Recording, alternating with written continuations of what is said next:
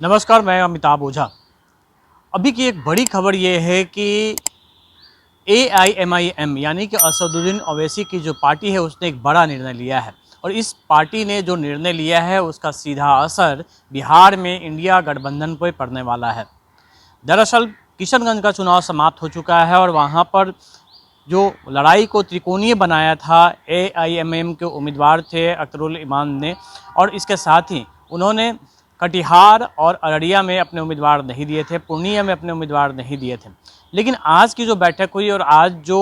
जानकारी AIMIM की तरफ से दी गई है वो चौंकाती है, इसलिए क्योंकि एक बार फिर से उसने इंडिया गठबंधन के नेताओं को और साथ में उसमें शामिल दलों को परेशानी में डाल दिया है। दरअसल AIMIM की तरफ से ये बताया गया है कि वो बिहार के 9 और सीटों पर आने वाले जो 5 चरण बचे हुए हैं उसमें अपने उम्मीदवार खड़ा करेंगे। ये 5 सीटें हैं शिवहर, गोपालगंज, पाटलिपुत्रा, महाराजगंज, मुजफ्फरपुर, मधुबनी, जहानाबाद, काराकाट और वाल्मीकि नगर।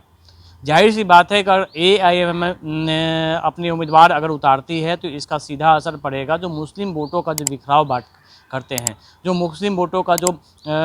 एक साथ जो एकमुश्त जो जहां पड़ता है महागठबंधन के पक्ष में जाता है, उसे कहीं ना कहीं AIMIM के उम्मीदवार अगर खड़े होते हैं तो वो टूटता है और इसका एक इफेक्ट पड़ सकता है इन जो 9 लोकसभा क्षेत्र है। और सबसे खास बात कि पाटलिपुत्रा लोकसभा इसमें सबसे इम्पोर्टेंट इसलिए हो सकता है क्योंकि पाटलिपुत्रा जो लोकसभा क्षेत्र है उसमें बड़ी आबादी मुसलमानों की भी है, जो फुलवाड़ी शरीफ और आसपास का जो इलाका है, और वहाँ से इस बार लालू प्रसाद यादव की बड़ी बेटी मीसा भारती भी मैदान में है, तो ये एक बड़ी परेशानी वाली। इसके अलावा हम बात करें तो काराकाट है, जहाँ पर ये लग रहा था कि पवन सिंह के उम्मीदवारी के बाद अब वहाँ पर जो बाकी जो गोलबंदी होगी उसमें उपेंद्र कुशवाहा के लिए मुश्किल हो सकती है। तो अगर MIM वहाँ पे अपने उम्मीदवार देती है तो निश्चित तौर पे वहाँ भी जो मुस्लिम वोटों का जो बिखराव है वो होगा, उससे भी जो महागठबंधन के वहाँ उम्मीदवार हैं उन्हें परेशानी हो सकती है।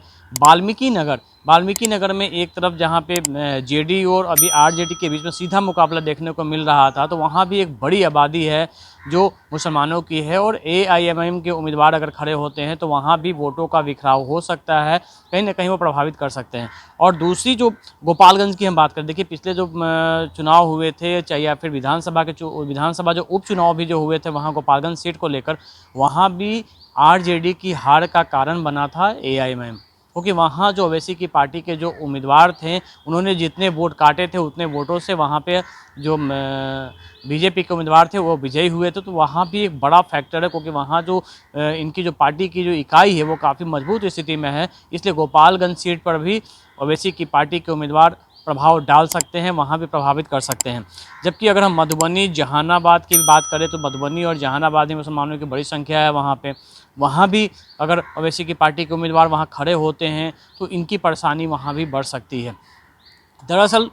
एक और जो बड़ी बात वहाँ पे जो AIMIM के नेताओं के द्वारा कही गई है, उनका ये कहना है कि BJP जहाँ उनकी गर्दन काटना चाहती है, वहीं RJD अध्यक्ष लालू प्रसाद यादव मुसलमानों को गुलाम बनाकर रखना चाहते हैं। ये एक बड़ी बात वहाँ पे कही गई, प्रेस कॉन्फ्रेंस के दौरान कही गई थी और उसके पीछे तर्क ये दिया गया था कि सिर्फ RJD ने 2 मुस्लिम उम्मीदवारों को ही मैदान में उतारा है, जबकि वो अपने आप को मुसलमानों को हितैषी पार्टी कहती है और दावा भी उनका होता है कि माय समीकरण में इन दोनों यादव और मुसलमानों का हक होता है, और इस वजह से उनका ये जो दावा होता था कि ज़्यादा सीटों की थी, लेकिन वहाँ भी उन्हें नहीं मिली है। और जो एक ख़ास बात यहाँ पे जो इस प्रेस कॉन्फ्रेंस के दौरान उसने कही कि RJD को फ़ायदा मिले, महागठबंधन को फ़ायदा मिले, इसके चलते उन्होंने कटिहार में और पूर्णिया में और ख़ासकर अररिया में अपने उम्मीदवार नहीं दिए थे, लेकिन अब इसका उन्हें खामियाजा भुगतना पड़ रहा है। उन्हें जो सोच के साथ देखिए